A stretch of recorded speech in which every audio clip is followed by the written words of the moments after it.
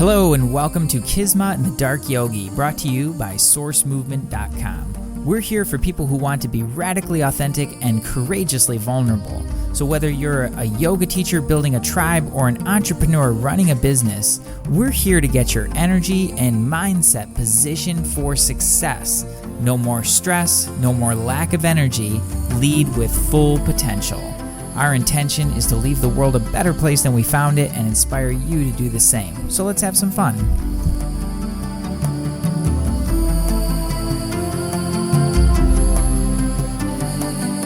I can't imagine that there is anybody on the line right now who doesn't want to achieve the highest level of excellence in something in your life. If you're a yoga teacher and you're really passionate about that, I can imagine that's something that, really lights you up. And of course you want to be excellent at that. Maybe you're a mother or a father and you want to be an excellent parent. Like really achieve a level of excellence with that. Doesn't matter what it is. There's something that you're going for. So when we think about excellence, like the number one thing I think is to define it first is that excellence is definitely not perfection. That's a good one for us yogis. Totally. The perfectionism, right? Mm-hmm. And how that can harass us. You talk about a monkey mind, right? That idea of perfectionism and trying to hold that place of perfectionism. So you're, especially if you're a yoga teacher, if you're standing in front of a group and wanting them to take you seriously, and so you have to put on this face and put on this air so that that you're the yogi and you've got it all together. And man, like that perfectionism, I don't know about you, but that is like probably the most tiring and exhausting thing I've ever tried to do in my life. And really not totally, but virtually fruitless. Mm-hmm.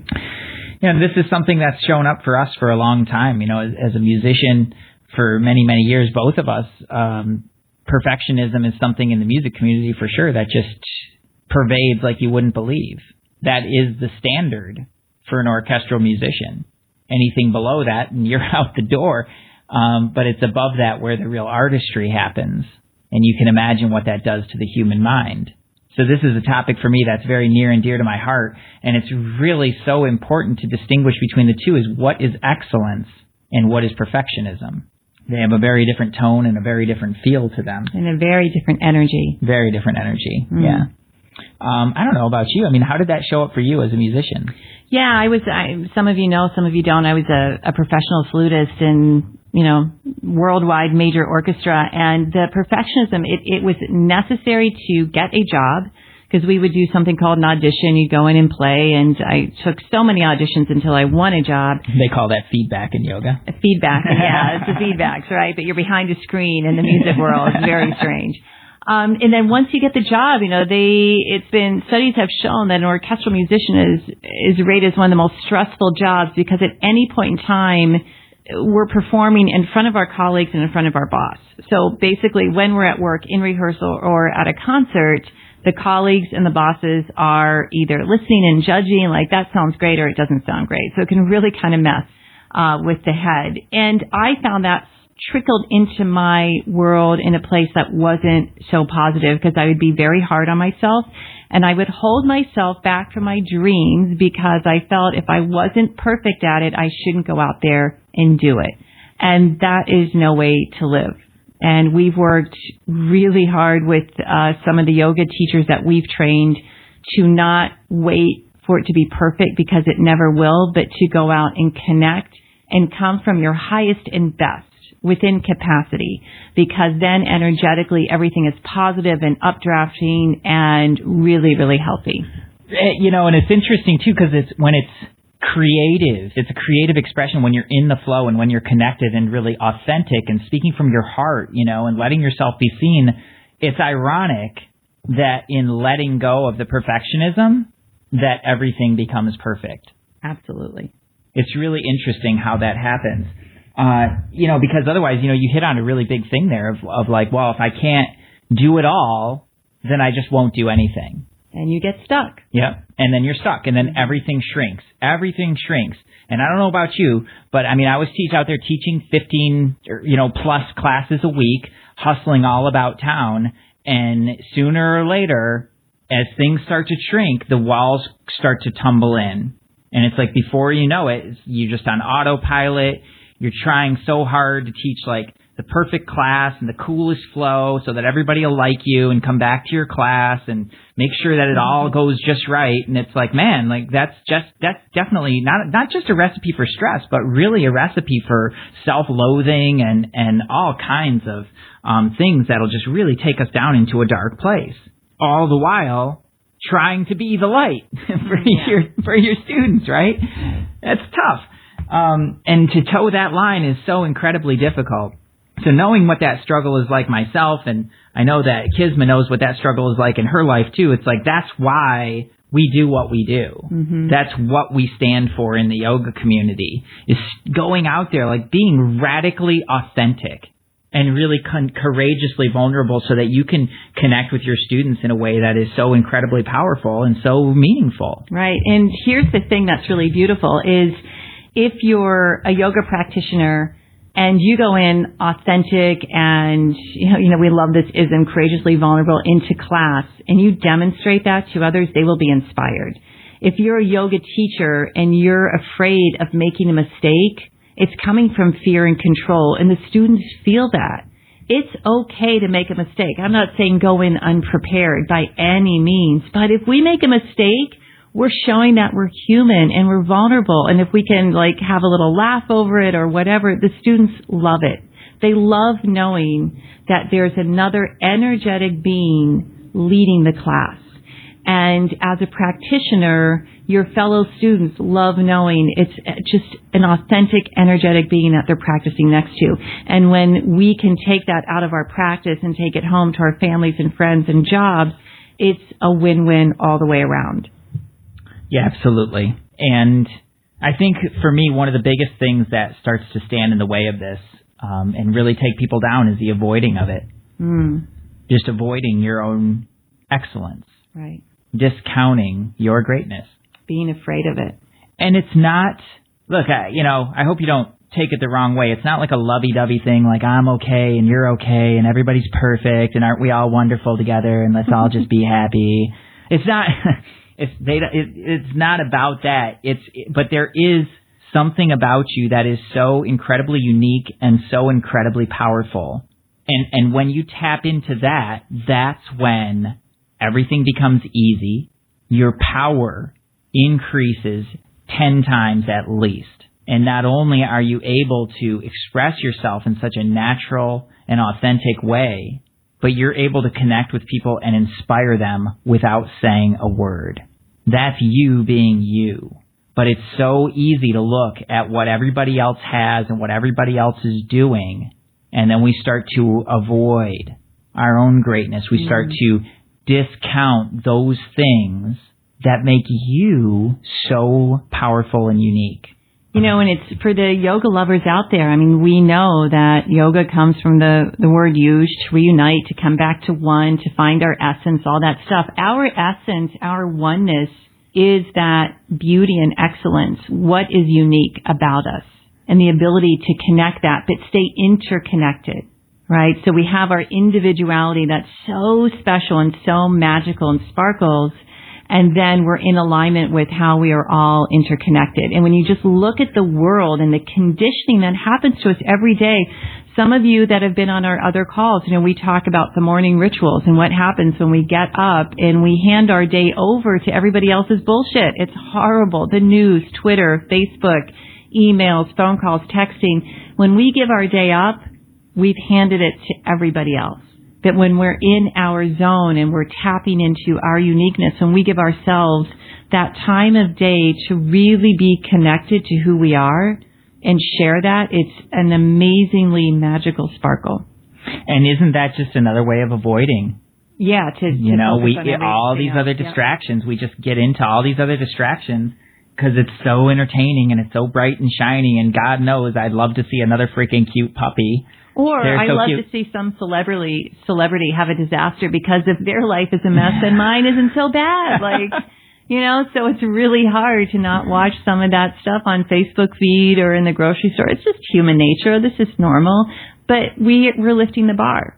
We are lifting the bar. Yeah. But it allows that avoiding just allows you to stay safe. Yeah. Really safe in that comfort zone. Not too big, Because what will they say? Oh, she's so full of herself. Oh, he's so arrogant, but not too small. Oh, yeah, he's trying really hard. Yeah. But just in that safe little comfort zone.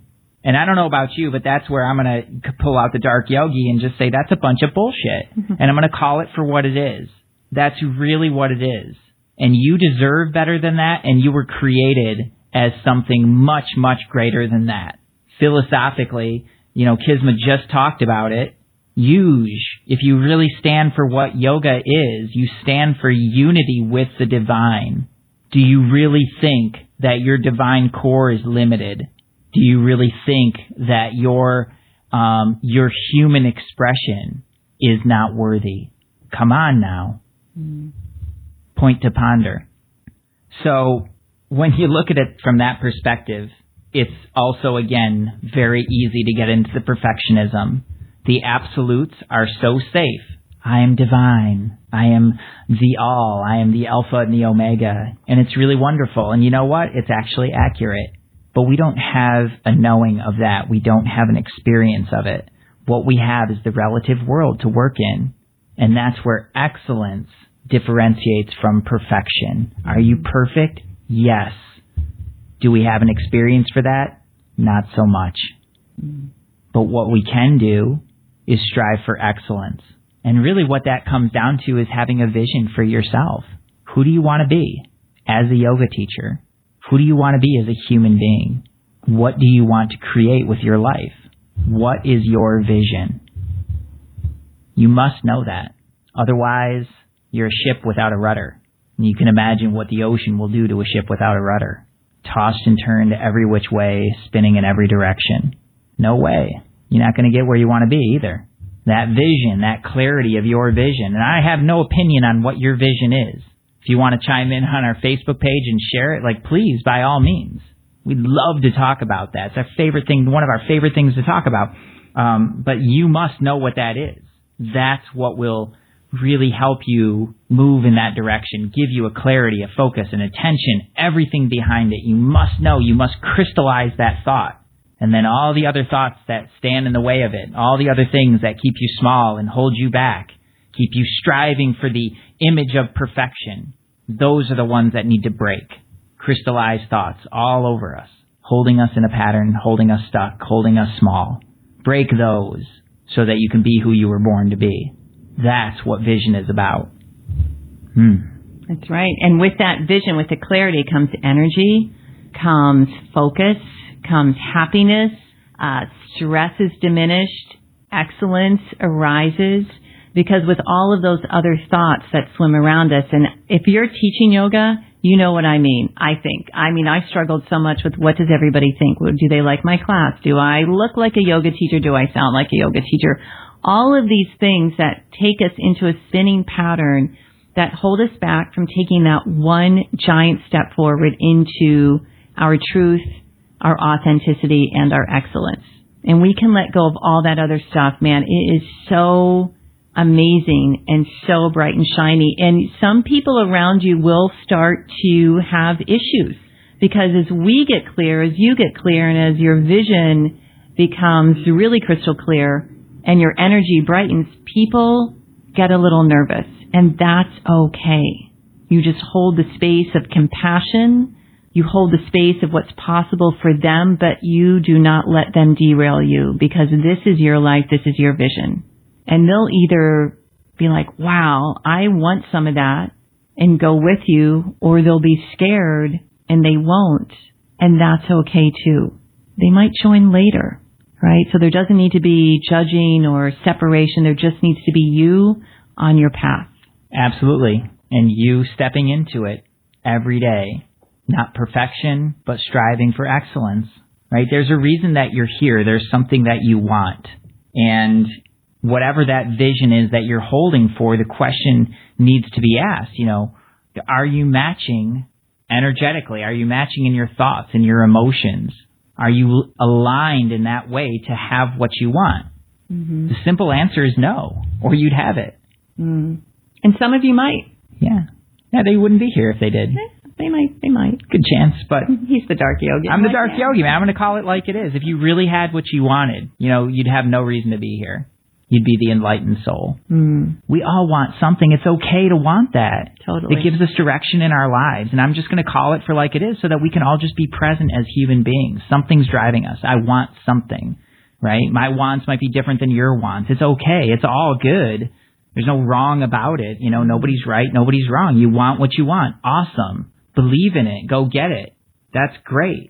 The question is, if you don't have it, where are you out of alignment? What's not matching? Energetically, do you have the container to hold it?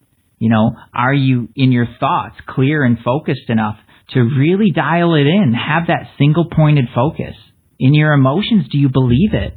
Do you believe it's possible? And do you sidetrack yourself when you start to get close? Because being excellent can get scary, right? It can be a little daunting to all of a sudden start shining as brightly as we should. Yeah, I'm so glad you brought that up. I would have glazed right over that. Thank you for saying that. It's so the self-sabotage, man. Like, I know, you know, I can't even tell you. I could go into so many dark stories about this. You know, they don't call me the dark yogi for nothing. You know, about how I've sabotaged myself along the way. And it's usually at that point of breakthrough. And you have a choice. You always have a choice in every moment of every day, every time. You always have a choice. And when you choose, you know, the other, when you choose your greatness, when you choose your vision, that's when things start to break in a good way. It's called creative destruction. You're breaking old patterns. That's awesome. Good job. It's going to feel a little bit weird. It's going back to that safe place where we self-sabotage.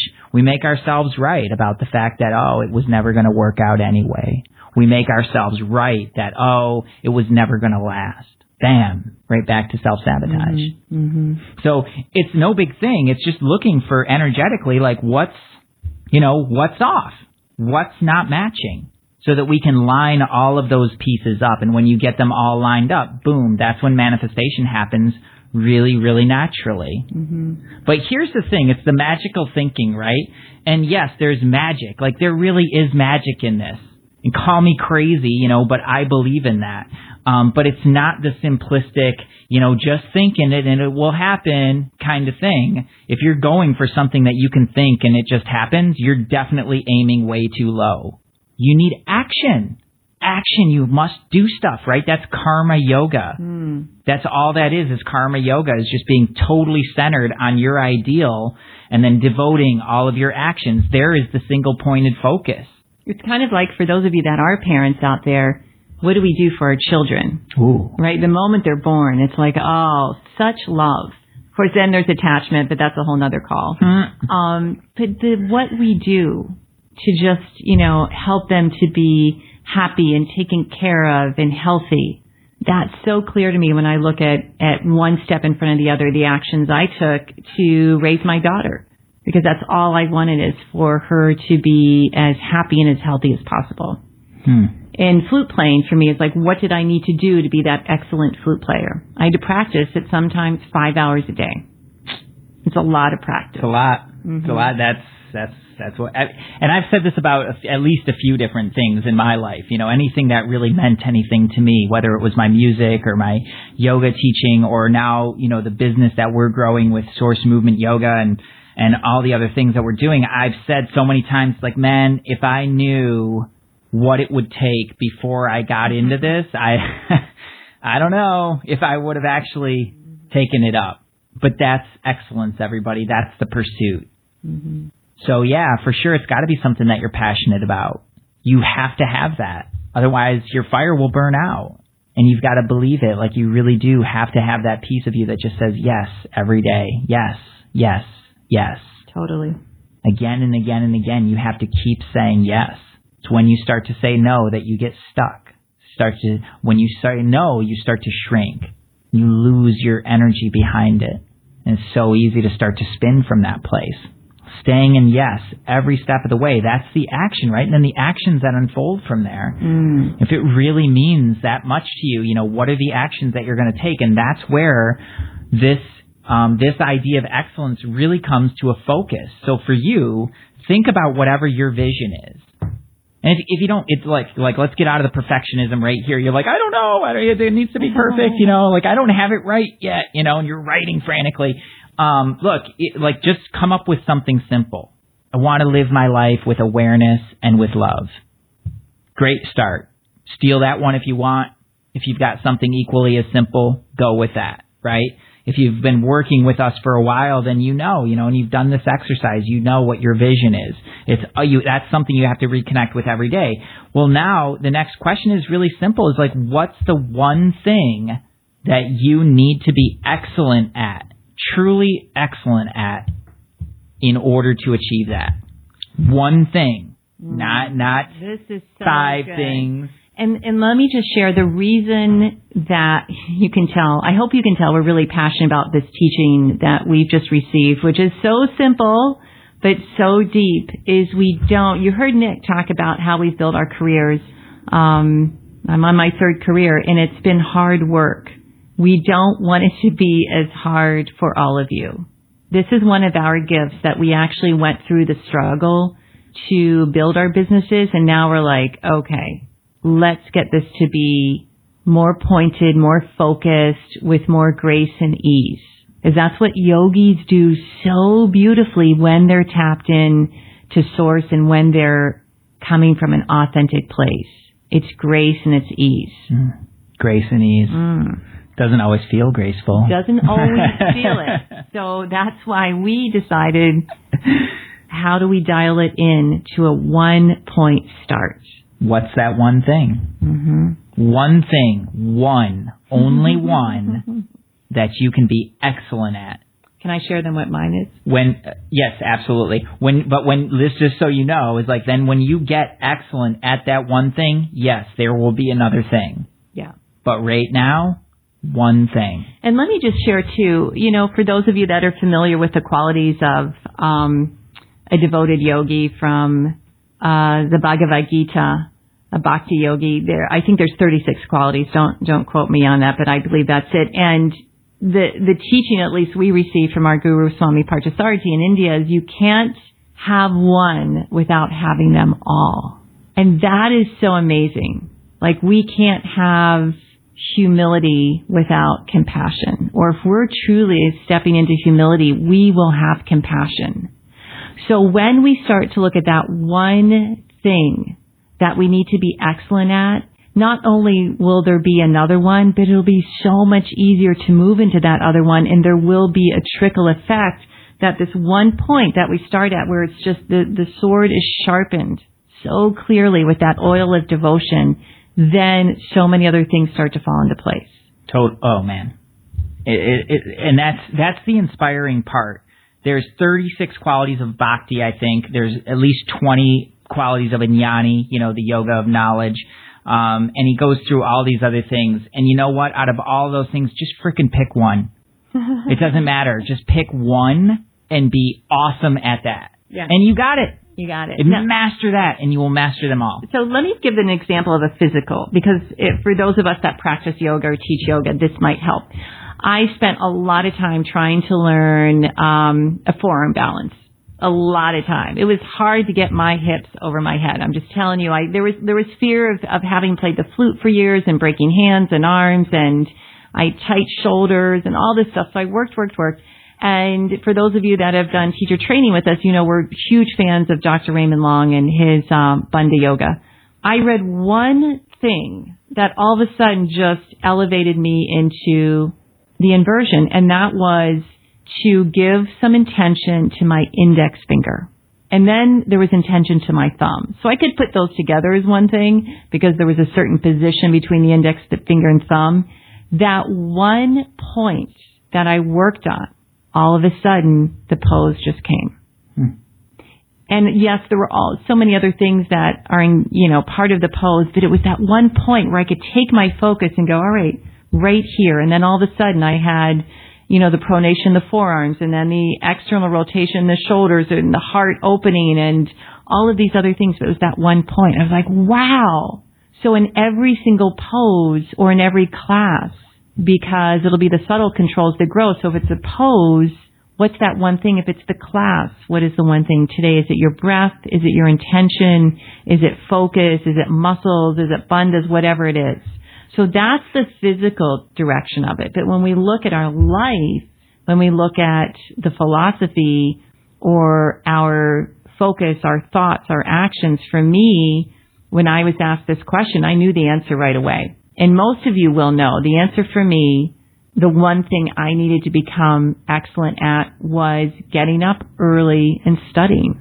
We get up pretty early, but we weren't, at least for me, I'll speak for myself, I wasn't getting up as early as I should have. And so I was creating some stress. I wasn't getting done what I wanted to. I needed to get up at 5 a.m. And once I knew that, I was like, of course, that's it.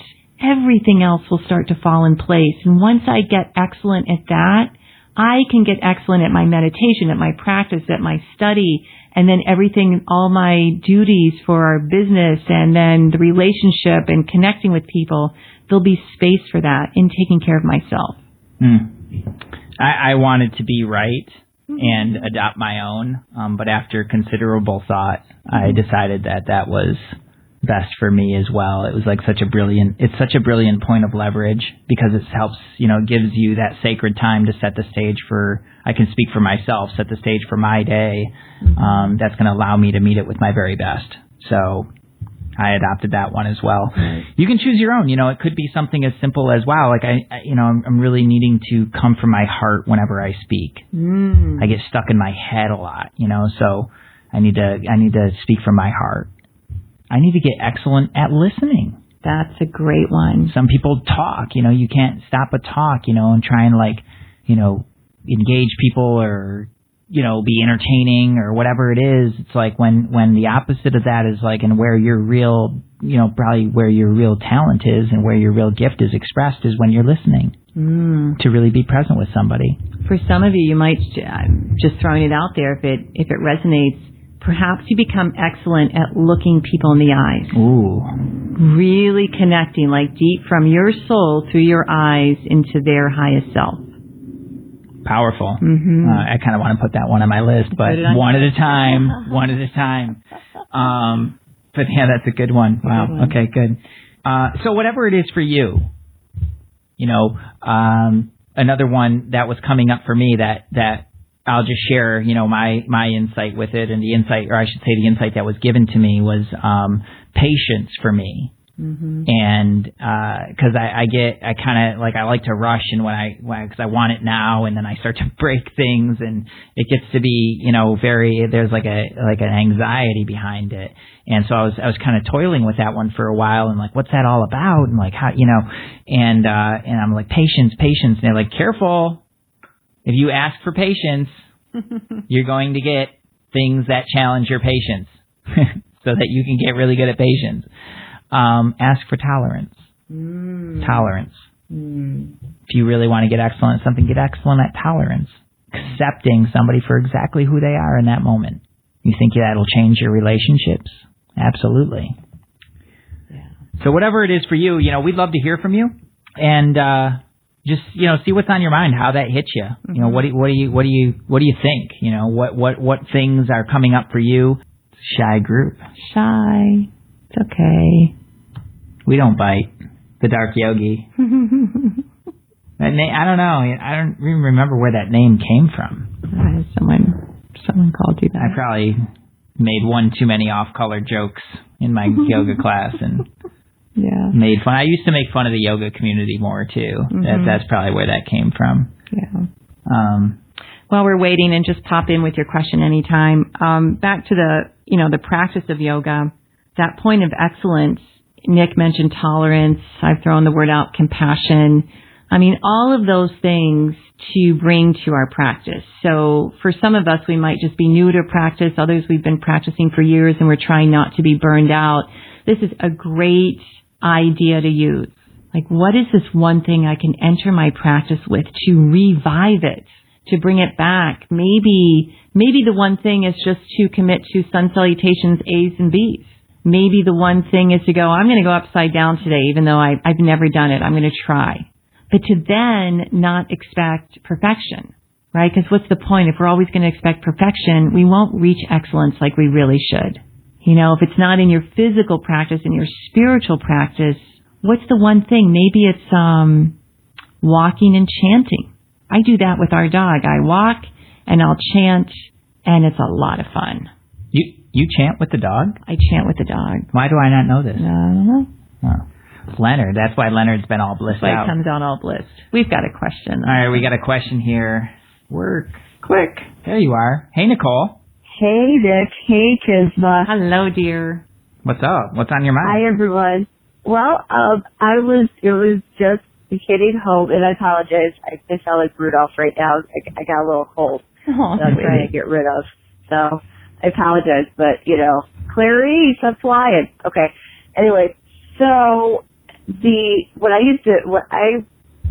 was constantly told by a couple of my prior yoga teachers, I should go into teaching and stuff like that. And I thought it for like the longest time because I'm like, oh, I'm not perfect. I can't get this yet.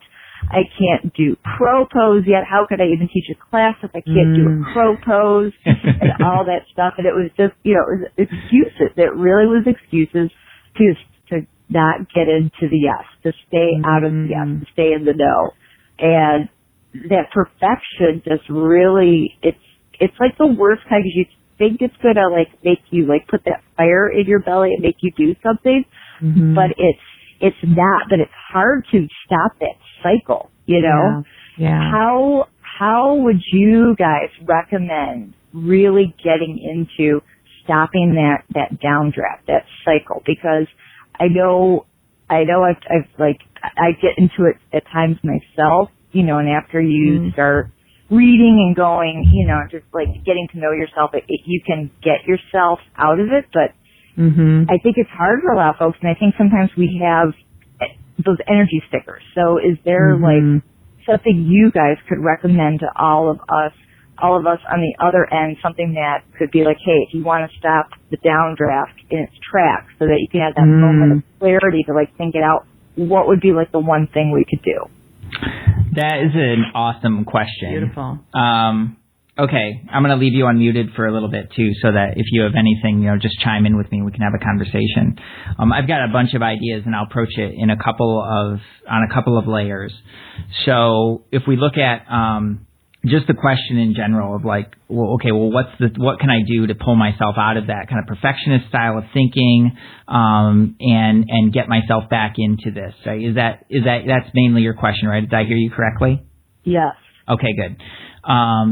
So number one for me is there's a great teaching that Swami Parthasarathi gave us that is, to paraphrase, you are always perfectly placed for your own growth, for your own advancement.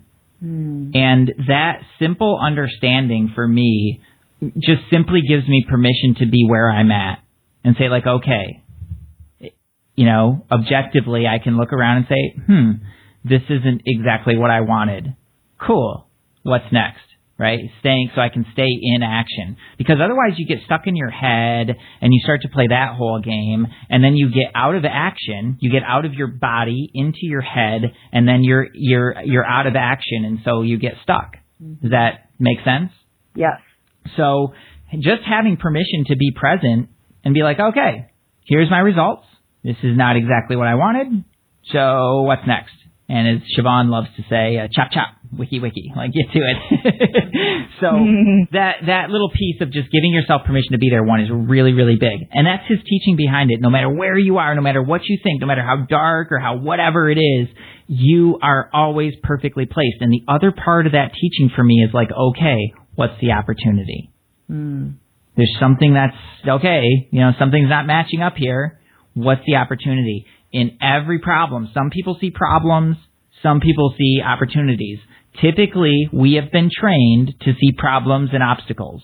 This is just how we're trained.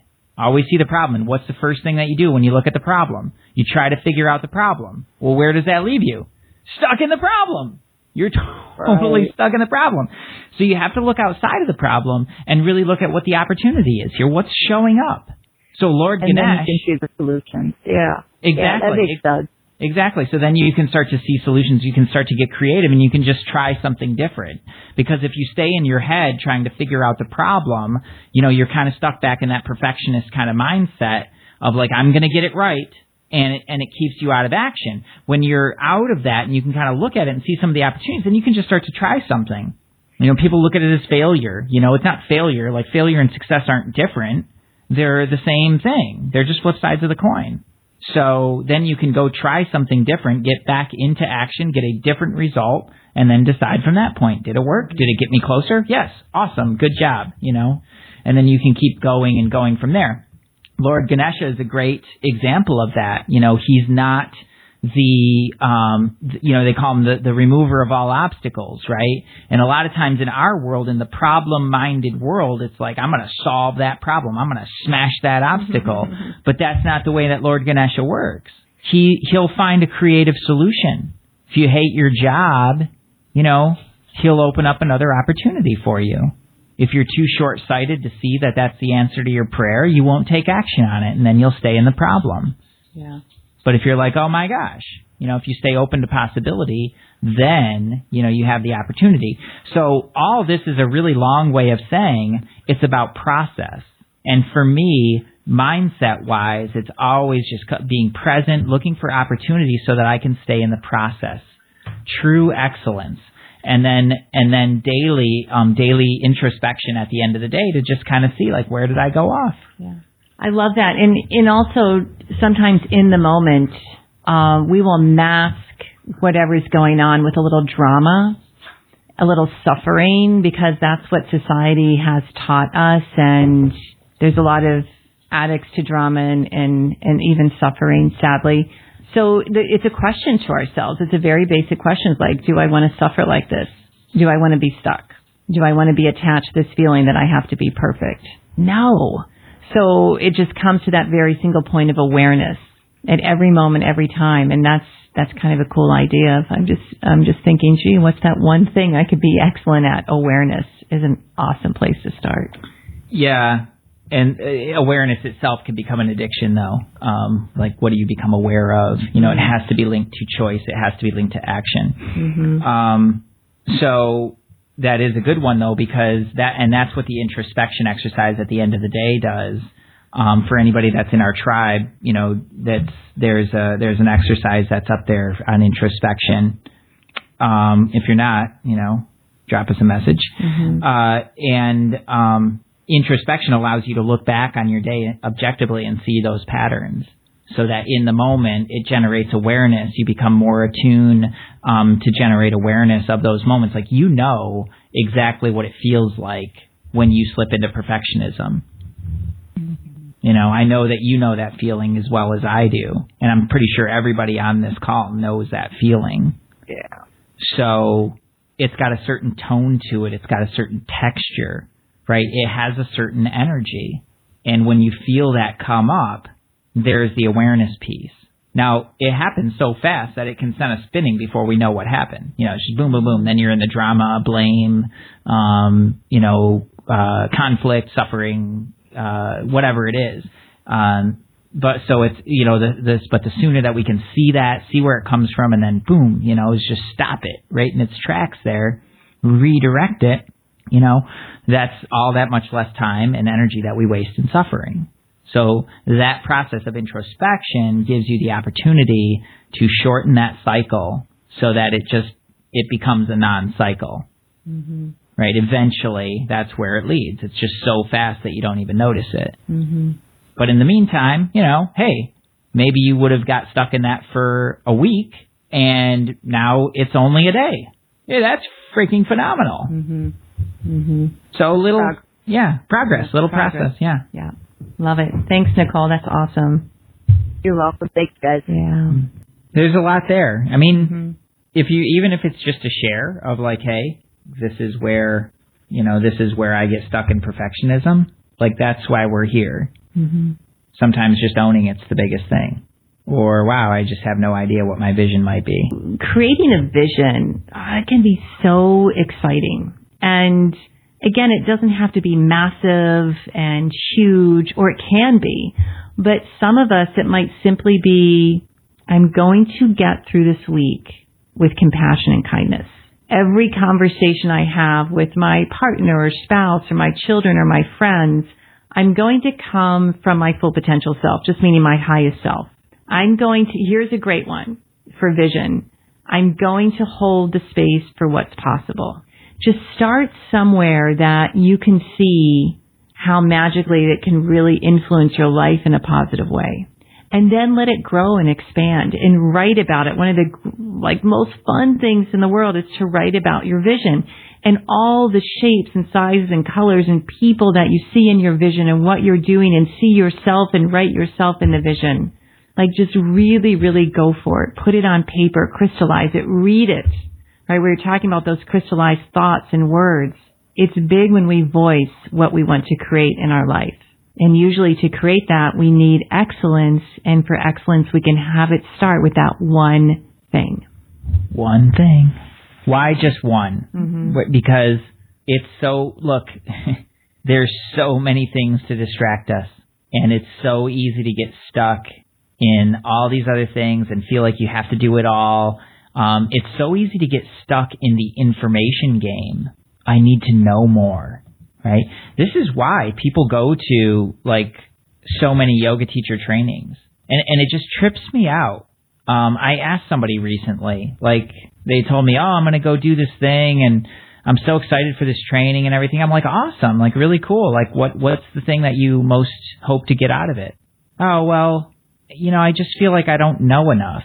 I was kind of taken aback. I was like, what do you mean you don't know enough? What are you talking about? Well, there's just so much to know. I just feel like I'm just not educated enough, And what is she, what was she really saying? I don't feel like I'm enough to stand in front of a class. So I'm going to go learn a whole bunch more so that I can stand in front of the class and feel confident. Can you see how that might wind up to be an endless chase? Now, I'm not saying don't go do another training. I'm not saying don't continue to educate yourself. I'm not saying that at all. But I'm saying know exactly what you're going to get out of it, right? Know what you want to create. It makes it so much easier to get where you want to be.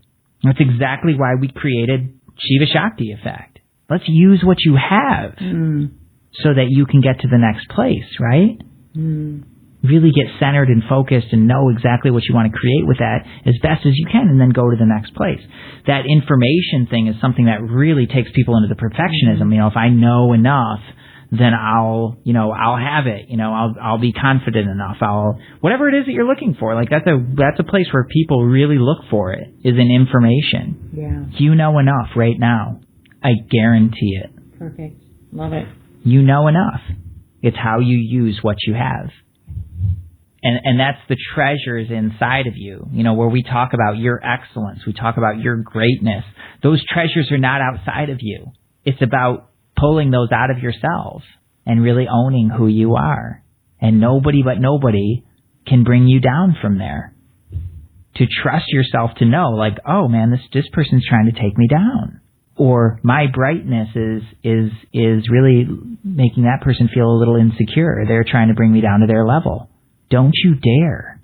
Don't you dare buy into that story. So that's, I kind of went off on a thing there. I'm back, everybody. I got deep into that one. Look, it really comes down to that. You know enough, you have enough, you are enough right here, right now. And what a beautiful thing to share with your students, your fellow yogis, and your family and friends, that we are all enough. Who couldn't use more of that? Yeah, just beautifully, beautifully poised to move to the next place. And that takes faith, which means we release doubt. And that's a great place to start, too, for a vision. I have faith. I release doubt. Yeah, that's such a big piece, and that's the faith piece, right, that we talked about with Nicole, too, of that's the faith, and I am exactly where I need to be. I am perfectly placed for my own growth. Does that mean you have all of the results and outcomes that you really wanted? No, it just means that you're perfectly placed to take the next step. Totally. Perfectly placed to take the next step. I have faith, I'm here, right now. It's a beautiful and powerful place to be. Got a little question popping up here. Hello. Hey, Amy. Hey, how are you guys? Hey, awesome. good. How are you? Good. I just wanted to say thank you so much, because, as you know, this is exactly what I needed to hear tonight. I'm so glad. Exactly what I needed to hear, because, my mind's kind of spinning, and I'm kind of full of doubt and Lots of things like that. So thank you. You're so welcome. You are so welcome. Yeah, you got it. You totally have it. I needed to hear your voice, but I don't get that message too. So thank you for sharing that. Yeah. Beautiful. Thank you. I'm so happy that it landed, and you do, like, just knowing you personally and knowing what you're about. I wish for you to see the greatness in yourself that I see in you. Yeah. That's all. If I had a wish, that's, for you, that's what it would be. Because it really is so powerful, and there is so much there. And it would just, how do I want to say, it would just, I don't want to say it would infuriate me, but it would make me sad, for anybody to try to take that away from you. Yeah. It won't happen. Yeah. So live it and love it. You're awesome. You guys are all awesome. Yeah. Amy. Yeah. Thank you. So I'm going to be putting up, for those of you that aren't on our Facebook page, it's facebook.com/Source Movement. And I'm going to have a little post up there in about a minute just asking what you're willing to be excellent at. What's your one thing? And just go ahead and chime in, because as we share, gosh, we really, really do help everyone. It's about connection in this fast-moving roller coaster, social media, crazy world. But when we can ask a really meaningful question, answer it, and share with other people, you'll be surprised. And that's what we do as yogis ultimately. We create the ripple effect that makes the world a better place. It sounds so cheesy, but it's true. We really, really totally do. tweetable. Yeah. Say it again. What was it? It's, as yogis, we create the ripple effect that makes the world a better place. So true. I love it. It's dope. It's dope. Yoga dope. So good, man. I love that. Go tweet that right now. All right. Gonna tweet it. Yeah. Awesome. So that's it. Thank you, everybody, for showing up to the call today. Like this is one of our favorite things to do. This is definitely always one of the highlights of our week. And we're so glad to have members of our tribe, members of our teacher training, and members of the community at large here to be a part of the conversation. At Source Movement Yoga, really, truly, one of the things that we stand for is having an honest conversation about how this translates, how you can be the teacher that you want to be and the human being that you really want to be, so that you can pass along these teachings in the most powerful way possible. Because I know how yoga has affected my life, and I know what this can create in people's lives, and I firmly believe that this is just such a powerful technology that needs to be in the hands of everybody. Right, no matter what your style, vinyasa, kundalini, anusara, I don't care, chair yoga, hot yoga, I don't care. It's great technology, and the principles that underlie this are so powerful, they need to be in everybody's hands, and we want to help you do that. So until the next time, I just want to send out a really, really heartfelt namaste to all of you. We love you so much, and hope you just have a really fantastic evening. Totally. Love you guys.